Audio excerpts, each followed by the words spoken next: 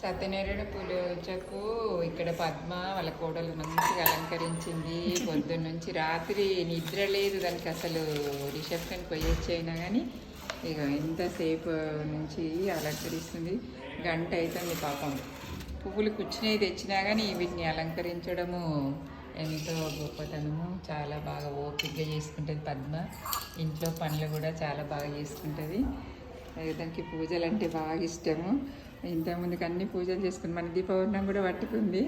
చాలా బాగా చేసుకుంటుంది. మస్తు ఓపిక మంచిగా చేసుకుంటుంది.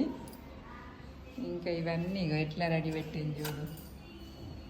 నవగ్రహాలు, దేవుడు, కలశము అన్నీ, ఇంకా పువ్వులు, దీపాలు మొత్తం చాలా బాగా అలంకరించింది. ఇంకా పద్మకు వచ్చి అయితే మాకైతే వస్త్రం చేయరాలే. పద్మకు వచ్చి వస్త్రం చేసి ఇట్లా వేయాలి అట్లా వేయాలి అని చెప్పింది. మాకు మాత్రం జారిపోయింది.